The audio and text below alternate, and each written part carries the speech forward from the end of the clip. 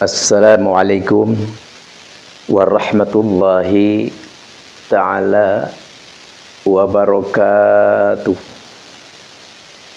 Alhamdulillahilladzi arsala rasulahu bil huda wa dinil haqqi liyudhhirahu 'alad dini kullih walau karihal musyrikun. Asyhadu an la ilaha illallah wahdahu la syarikalah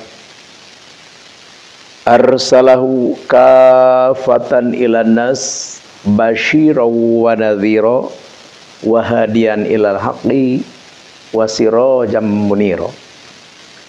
Fasholawatullahi wa salamuhu alaihi wa ala alihi wa sahbihi ajma'in, amma ba'd. Falaqad qala Allahu ta'ala fil Qur'anil Karim,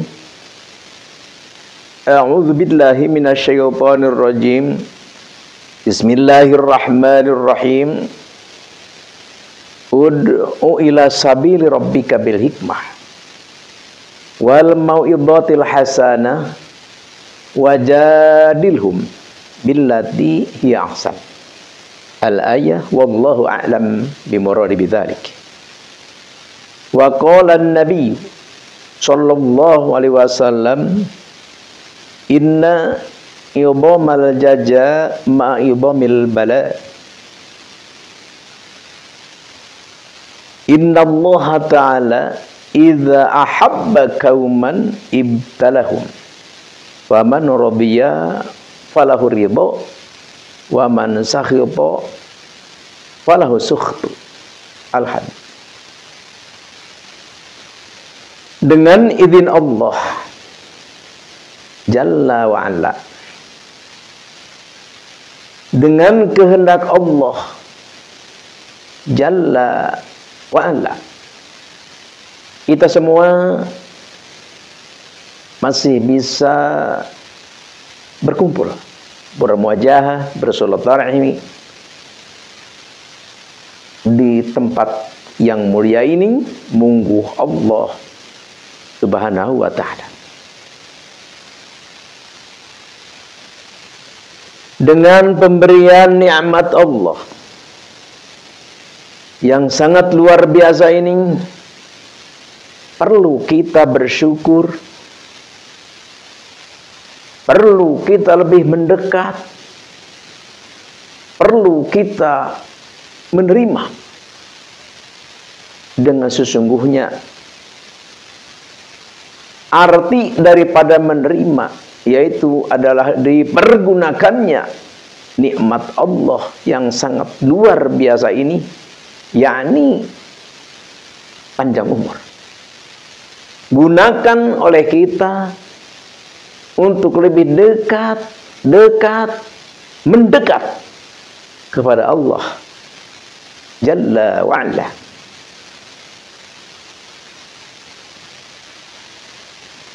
Satu tanda benar-benar kita di dalam mengikuti ajaran Allah Subhanahu wa ta'ala, yaitu adalah aktifnya, seriusnya, semangatnya kita di dalam thalabul ilmi. Gini, jadi sering Al-Fakir katakan, ilmu itu adalah nur, cahaya. Ilmu itu adalah segalanya. Artinya apa? Tetapnya agama, tingginya agama, kuatnya agama, tegang dan kokohnya agama, tentu adalah disababi dengan ilmu. Makanya belajar thalabul ilmi itu adalah sesuatu hal yang sangat mulia, yang sangat istimewa, yang sangat dicintai oleh Allah Jalla wa Ala. Makanya begitu banyak hadis Nabi yang menerangkan. Di antaranya thalabul ilmi fardhatun ala kulli muslimin wa muslimatin.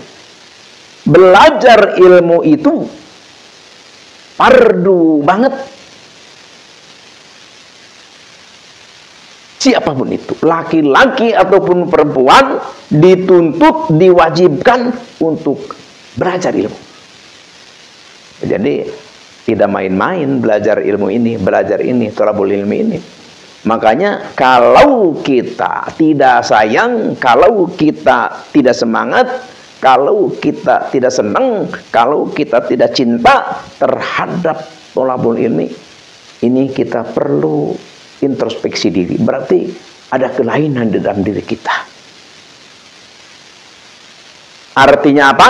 Ya artinya kita harus benar-benar semangat, harus benar-benar cinta terhadap ilmu. Kenapa? Ilmu diterangkan oleh ulama di berbagai kitab. Ilmu itu adalah terdiri daripada 3 kata, 3 haraf, 1 ain, 2 lam, 3 mim. Ilmu bimana ilij. Ilij artinya tinggi. Orang yang punya ilmu tinggi derajatnya, tinggi wibawanya, tinggi harga dirinya, tinggi kedudukannya. Ain. Harap yang kedua adalah lam. Lam itu latif. Sifat orang yang memiliki ilmu, sifat orang yang mempunyai ilmu, latif. Orangnya penyayang, orangnya perangkul,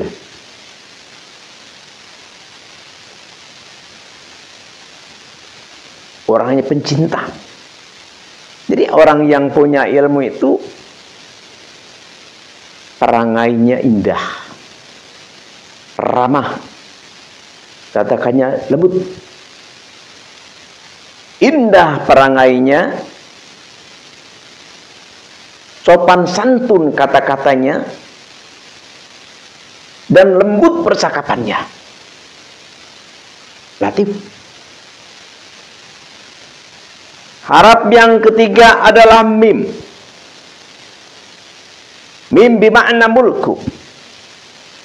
Raja. Jadi orang yang punya ilmu itu berkarisma seperti raja. Gagah. Wibawa. Makanya ilmu menjadi suatu modal, suatu dasar di dalam hal apapun itu.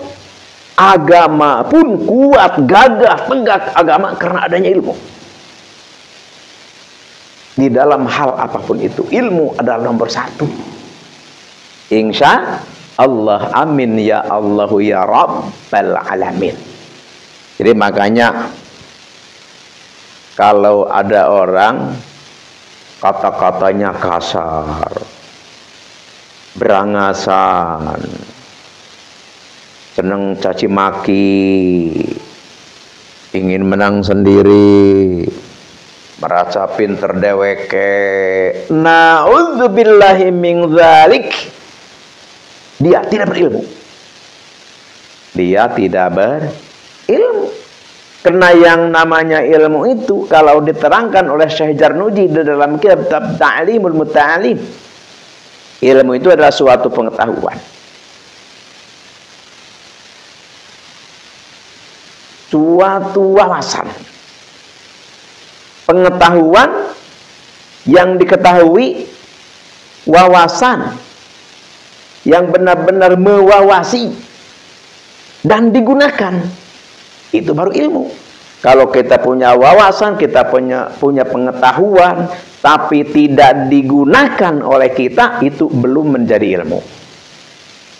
Makanya sekarang banyak orang yang mengaku ustaz, banyak orang yang mengaku buya, banyak orang yang mengaku alim, banyak orang yang mengaku mu'alim. Salah? Tidak. Tidak. Cuma kalau menurut Syekh Jarnuji dan lain-lain para ulama, walaupun berbagai macam pengetahuan, berbagai macam wawasan belum menjadi ilmu kalau belum diaplikasikan, kalau belum dilakukan, kalau belum diamalkan. Seperti apa? Ya ada orang misalkan, wah kalau bicara tek tek tek tek tek tek, ilmu alat tek tek tek tek tek, Johar Maknun tek tek tek tek tek, Bade Manibayan tek tek tek tek tek, ilmu mantek tek tek tek tek. Semua ngolotok ya, tapi kelakuannya jauh daripada apa yang dibacakan, apa yang diketahui, apa yang dipelajari, apa yang dibaca oleh dia di dalam kitab kita, Al-Quran, hadis, ijma ataupun qiyas. Belum menjadi ilmu sebelum dilakukan. Makanya kata Nabi, fadlul ilmi khairu min fadlil ibadah wa khairu dinikumul wara. Memang keutamaan ilmu itu adalah melebihi daripada keutamaan ibadah. Tentu yang tidak berilmu.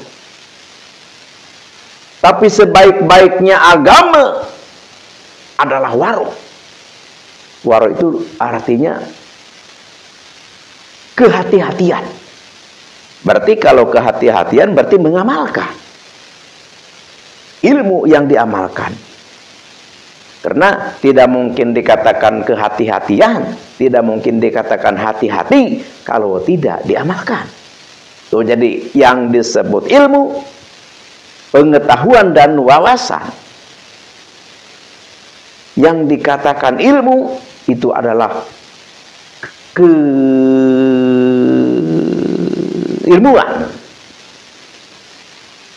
pengetahuan yang telah diketahui dan yang telah diamalkan.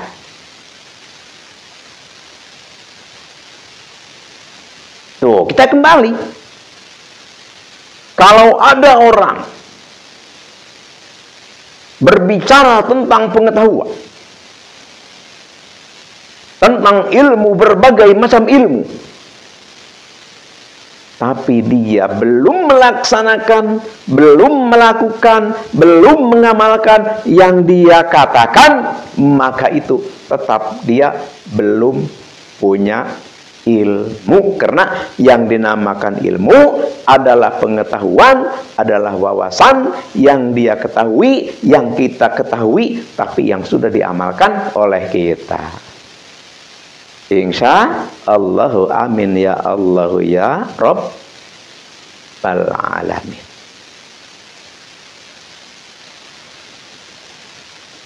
Contoh, ya contoh udah tadi Al-Fakir katakan.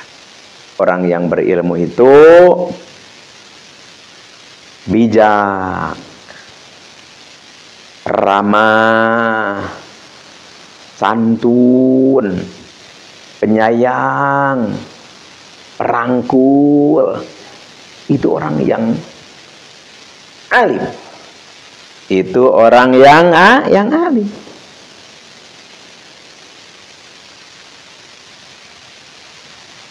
Sekarang begini. Kita hidup di dunia ini, berjalan di muka bumi ini, tujuan kita adalah mengejar ridho Allah Subhanahu wa ta'ala. Keinginan kita adalah rahmat Allah Azza wa Alla. Ya tentu pada akhirnya surga. Memang surga itu adalah prerogatif Allah. Belum ditentukan siapa yang masuk surga. Tapi tetap ada tandanya.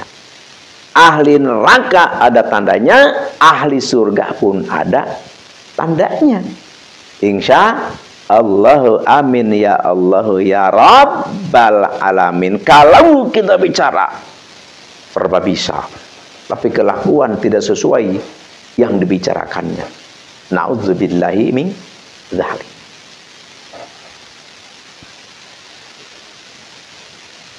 Kita di dalam kehidupan ini tentu tidak semudah yang kita bayangkan. Contoh begini ya. Banyak di antara kita yang sering mengeluh. Mengeluh apa? Iya. Katanya kalau rajin sholat rezeki lancar. Katanya kalau sering berzikir juga hidup akan serba mudah. Rezeki lancar melimpah. Usaha maju berkembang. Derajat ditinggikan. Tapi kenapa? Saya tahajud rutin. Misalkan duha rutin. Misalkan tasbih, isyraq, awabin rutin. Tasbih, taubat dan sebagainya.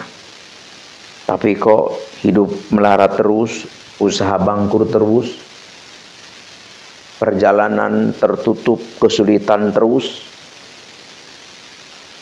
Gimana ini? Bahkan hampir-hampir berputus asa. Padahal putus asa itu adalah dosa besar. Allah Subhanahu wa taala berfirman di dalam Al-Qur'an, A'udzubillahi minasyaitonirrajim. Bismillahirrahmanirrahim. Wala tayasu fi rahmatillah. Janganlah kamu sekalian sekali-kali untuk berputus asa, putus harapan. Tidak. Karena doa kita, permohonan kita yang kita ajukan kepada Allah Subhanahu wa taala, tidak ada yang ditolak, tidak ada yang ditolak. Doa itu pasti dikabul oleh Allah Subhanahu wa taala. Cuman prosesnya ada proses. Doa itu ada yang kita berdoa langsung diberi, ada yang kita berdoa 1 minggu 2 minggu baru dikabul.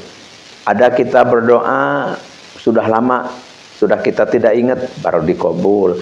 Ada doa yang diberikan nanti di akhirat oleh Allah Subhanahu wa taala. Artinya apa? Artinya berdoa, memohon, meminta kepada Allah. Jangan pernah kita milal. Jangan pernah kita milal. Apa itu milal? Bosan. Jangan bosan. Jangan bosan. Seandainya tidak diberikan oleh Allah Subhanahu wa taala di muka bumi ini, akan diberikan oleh Allah nanti di akhirat. Dan ada kalanya doa seperti begini. Misalkan kita berdoa tiap malam setelah tahajud, tiap pagi setelah duha, dan lain sebagainya. Doa kita minta dipanjangkan umur. Doa kita minta dibukakan pintu rezeki. Doa kita minta ditinggikan derajat. Berbagai macam doa yang kita haturkan kepada Allah Subhanahu wa taala, ada kalanya diberikan oleh Allah yang lain. Contoh seperti gini, udah kita minta harta, kita minta wanita yang masih jomblo, wanita juga minta laki-laki yang masih jomblo misalkan, tapi enggak diberi yang diminta. Apa? Allah memberikan yang terbaik. Seperti apa? Ya misalkan kan kita sudah ada catatan. Misalkan nama Urim misalkan.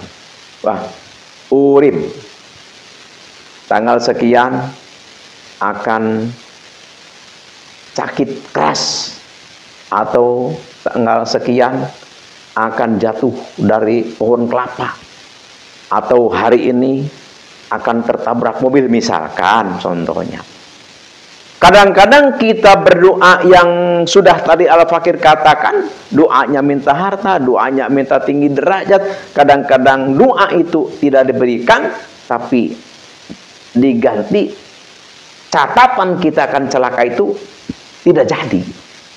Karena begini, wah ini walaupun misalkan punya istri cantik atau punya suami ganteng, misalkan kita kan ceritanya nih minta perempuan kepada Allah, juga minta laki-laki kepada Allah. Sedangkan kita mau tertabrak mobil misalkan. Jadi Allah, wah ini lebih baik tertabrak mobil tidak jadi. Jadi permintaan kita yang kita minta tidak dikasih, ternyata di-cancel, digantikan dengan keselamatan. Artinya apa? Artinya jangan pernah kita bosan, jangan pernah kita berhenti, jangan pernah kita putus asa untuk meminta, berdoa kepada Allah Jalla wa'ala. Jadi artinya doa itu tidak sia-sia. Tetap kita harus berdoa. Dan ada hadis begini. Qala Rasulullah sallallahu alaihi wasallam. Qala Rasulullah sallallahu alaihi wasallam. Inna idhamal jaja ma'a idhamil bala. Sesungguhnya besarnya, agungnya pahala balasan dari Allah Subhanahu wa taala tergantung besarnya bala, ujian. Bagaimana Kiai, artinya kok begitu kurang mudeng, kurang mengerti. Jadi gini, pahala amalan ibadah, pahala perbuatan kebaktian kita kepada Allah, besarnya pahala itu tergantung besarnya ujian. Contoh, misalkan kita nih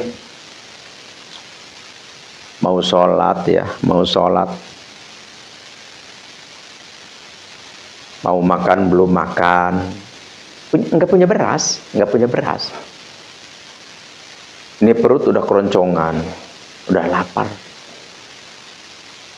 Istri kita ngedumel karena kurang pemasukan. Biasa istrinya kalau kurang uang ya suka ngedumel, segala diomong ya, segala dikatakan. Jadi perempuan itu kan mulutnya dua. Bawah dan atas, makanya kalau perempuan cerewet itu hal biasa gitu ya. Tuh, itu menjadi ujian bagi kita. Kita mau sholat, kita mau zikir, lihat perempuan ngedumel terus, ngecempreng terus, itu ujian. Tapi kita bisa melaksanakan ibadah dengan keadaan seperti itu pahalanya besar. Pahalanya besar. Jadi besarnya pahala tergantung besarnya ujian. Makanya artinya apa? Artinya kalau kita diuji, dicoba oleh Allah, berterima kasih. Berarti pahala amalan perbuatan kita, pahala ibadah kita besar. Kenapa besar? Karena kita diuji, adanya ujian dari Allah Subhanahu wa taala.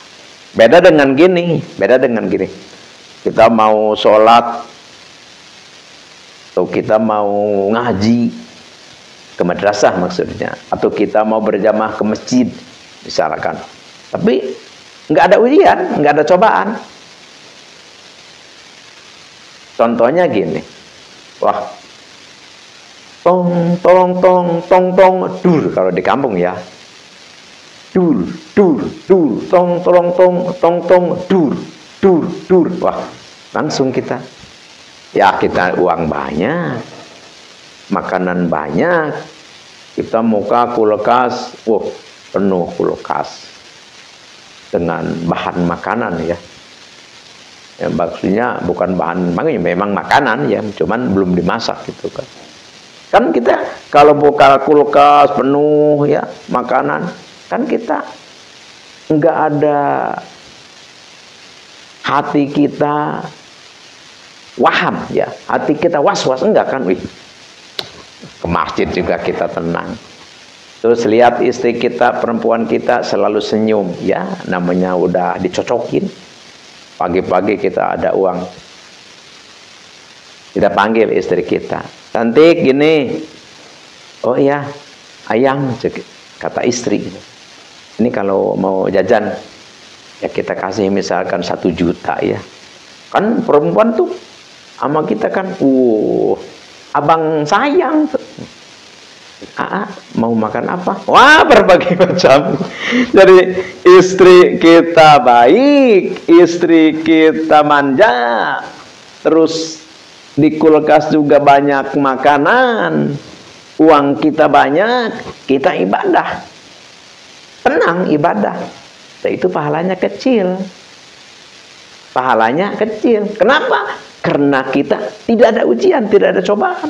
Ya makanya ibadah itu, besarnya pahala ibadah tergantung besarnya ujian dan cobaan. Ya makanya kalau kita diuji, dicoba dengan kekurangan uang, kekurangan makanan, dicemberutin istri, kita harus berterima kasih. Kenapa? Pahala ibadah kita dilipat gandakan oleh Allah Subhanahu wa ta'ala.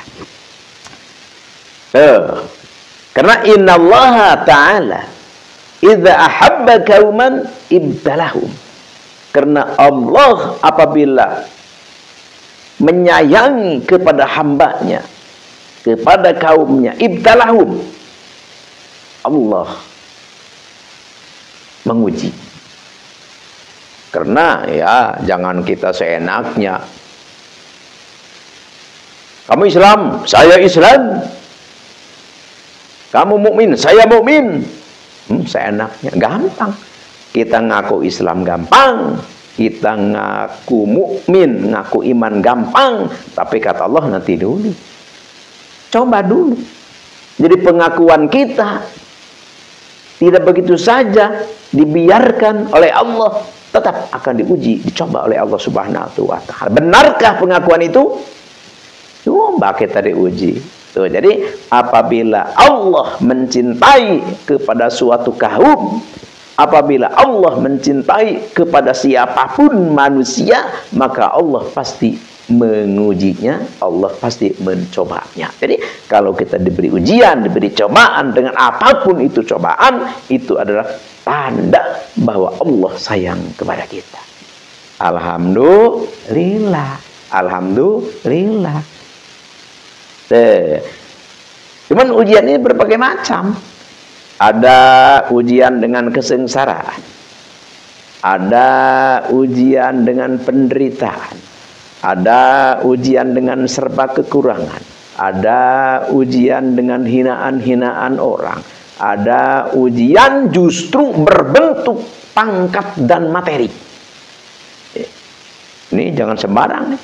Kita kerja begitu cepat, naik jabatan kita. Kita harus waspada. Siapa tahu itu ujian, bukan nikmat. Ujian seperti apa? Setelah kita diberi kenikmatan, pangkat kita naik terus, jabatan kita terus meningkat, penghasilan kita pun terus berlipat. Bermajulah, meningkatkah keimanan kita terhadap Allah Jalla Jalaluhu. Kalau setelah kita diberi kenikmatan oleh Allah, kalau setelah kita diberi pangkat oleh Allah, kalau setelah kita diberi rezeki yang berlipat ganda oleh Allah, tapi kita menjauh dari Allah, tapi kita justru malah kita meninggalkan ibadah-ibadah, justru kita kurang mendekat kepada Allah, itu adalah tanda bahwa itu adalah musibah, ujian kepada kita. Ujian. Jadi yang dinamakan nikmat itu kalau Setelah kita asalnya kita kerja misalkan dari tukang sapu, tapi lama-lama tingkat. Tapi setelah kita diberi kenikmatan oleh Allah, tapi ibadah kita lebih semangat, ketakwaan kita lebih meningkat, itu baru nikmat. Jadi kita tinggal itu aja. Setelah kita diberi kemajuan oleh Allah, meningkatkah ketakwaan kita kepada Allah? Meningkatkah keimanan kita kepada Allah? Meningkatkah peribadahan kita kepada Allah? Itu saja. Kalau ibadah kita lebih meningkat, akhlak kita lebih membaik, ya itulah nikmat dari Allah Subhanahu wa taala. Tapi kalau setelah diberi kelebihan-kelebihan justru kita berbalik, lupa kepada Allah, ibadah pun berkurang, hati-hati, itu adalah musibah, ujian dari Allah Subhanahu wa taala.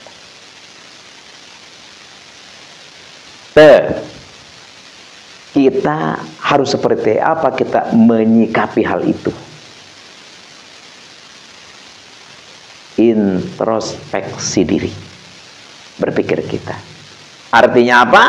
Artinya berarti kita setiap detik, setiap detak jantung, jangan sampai kita lupa kepada Allah Jalla wa'ala, agar kita tidak terpeleset ke lembah kesesatan, agar kita tidak terseret ke jurang kecelakaan.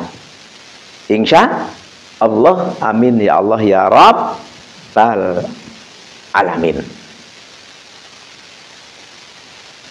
Setelah kita diberi kenikmatan oleh Allah, atau kita dicoba oleh Allah, cobaan ujian dari Allah kepada kita berbentuk apapun,